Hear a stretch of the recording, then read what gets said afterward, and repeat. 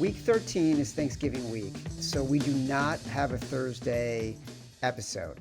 But any early leans that we're looking at for week 13 right now, I'll be honest, I haven't given it a whole lot of looking yet. I did a lot of stuff, but I don't want to ruin it too much because we obviously are doing one big show on Tuesday. But Give me your um, highlights. just for Thursday, again, I'm a degenerate. I bet all this stuff early. I took the Lions. They're -3 right now against Green Bay at home. Threw a little on Dallas. They're +3.5 against the Chiefs at home. And I threw a little on the Bengals +8.5 on Thursday night against the Ravens. Mmm, For Friday, tasty, the, tasty. the Chad and Simon Bowl. I didn't take a position yet because I want to be on the Eagles, but still it's 7. So I'm just gonna be patient and wait. But yeah, it's if it gets 7.5, I'd be tempted to take the Bears. But 7, I'm kind of indifferent. I want it to move off it. If it's 6.5, I like the Eagles. 7.5, I probably could end up on the Bears. Um, I just again, this is way too early grabbing these lines, but it's just ones that jumped out to me. Uh, the Browns are +6 at Yeah, home against the 49ers. I I'm see not rushing that. to bet it because I'm interested to see if that line does move a little bit. But anything above 6, +6 or above, I think it's a good number for this Browns team in this matchup. And I can't believe it, but Colts -3.5 at home against the Houston Texans. I know they're saying CJ is going to be back. I think the love for Houston is going to be at its peak right now. People are just really Yeah. loving this team. That's why they're kind of sucking in with this hook here. So I'm going to take that early number just in case CJ is out again. And it is Davis Mills. I know he's 3-0 and people are loving it, but I don't know if this is a great spot. Davis Mills on the road indoors in this type of crowd environment. So that was another early line I grabbed. All right. Before we do our final review and I remind everybody what we took, we can officially announce that the Sharper Square NFL Pick'em contest is actually officially coming back. It took longer than we wanted it to. There's a lot of regulations you got to jump through to do these kinds of things in the world that we live in of official sports betting, regulated sports betting. Because there's a weird holiday schedule, we're going to kick it off for the games of week 14, give people a minute to sign up. We're going to go through the Super Bowl. Think of this as your second chance pick'em contest. If you're way out of the picture in your pick'em contest, if you've already lost your survivor contest, this is what you get the chance to play in. And the good news is there'll be no more stale contest lines. Standard 5 picks per week. A week 14 launch means picks will be available the night of December 1st for 9 contest weeks. The grand prize from Hard Rock will be a free trip for 2 to sunny South Florida with a 2-night stay at the beautiful Seminole Hard Rock Hotel and Casino, plus some NBA tickets. It'll be awesome.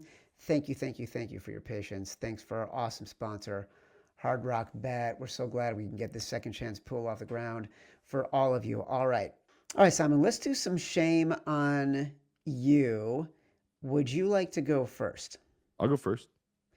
Give me your shame on you.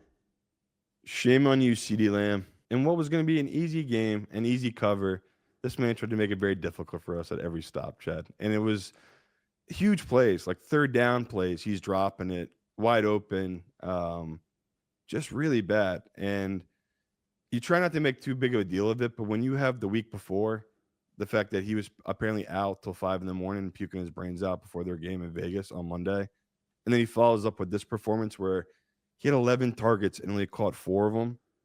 You can't say that's on Dak, where everyone else, like I said, Pickens 9 for 9, and a couple of those were 50-50 balls. So I really was upset with CeeDee Lamb. I thought we were going to lose this game. It was going to be because of him. It's just the Cowboys were making a lot of mistakes, shooting themselves in the foot, but CeeDee Lamb was by far the most egregious player in this game. So a guy at his level, a top 3 wide receiver in this league, you just do not expect him to have multiple games like this season. So it's alarming how bad he was in this game, and he almost burned his In, butt.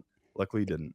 including the drop in the end zone on fourth down when they could have gone up by a touchdown with Hit him just in the about 2 stomach. minutes left. Yeah, Yeah. went right through his hands, hit him in the breadbasket. For me, shame, shame, shame, Shane Steichen. Interesting that we both choose shameful performances on teams that covered for us and got us wins. You mentioned Shane Steichen's play calling earlier in the show, and when they had a 3rd and 1 and could have run out the clock if they had run the ball and gained the first down, and instead they passed it incomplete. 4th and 4 with about 2 minutes left in the game. If they go for it from midfield, they win the game. It's over, and Shane Steichen decides to punt the ball. All of the analytics, of which everybody is following and of which Shane Steichen is a disciple, say you go for it in that situation. If you go for it, ESPN gave them a 65% chance of making it.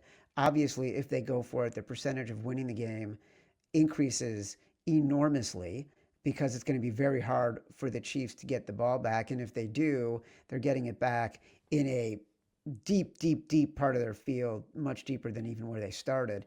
So I don't understand the call, to be honest, unless he's just thinking the defense was totally gassed in that game. But you gave the ball back to Patrick Mahomes with a lot of time left. And clearly it didn't work out because you went on to lose the game. So shame, shame, shame on Shane. Simon, who's your hero of the week? Even though we didn't cover, I'm going to give it to Gibbs of Detroit Lions. Interesting. I had an obscene amount of money on the Lions -5.5, and that number felt deader than dead. And because Goff just was off today, he just was not having his day. But Gibbs, 15 carries, 219 yards, averaged 14.6 yards per carry for 2 touchdowns. It's incredible how good he is. And like we said, they have a lot of problems right now, this team and the Lions. And, Campbell is just heavily focused on the stars right now, right? It feels like a lot of plays are schemed up for Amon St. Brown or Gibbs. Like Gibbs, he had 12 targets, 11 catches as well. Like, their offense between him and Amon St. Brown, they had 25 targets between the two of them. Like, it's very star power heavy. So for me, Gibbs, he saved me today on this Detroit team. A lot of people are feeling the same way if they took our favorite moneyline run robin. So I really appreciate Gibbs, and that bet should have been deader than dead. And he in that overtime took 2 carries and it took it 70 yards for that touchdown to start the overtime. It's just incredible level he's playing at right now. One play at a time for as long as it takes.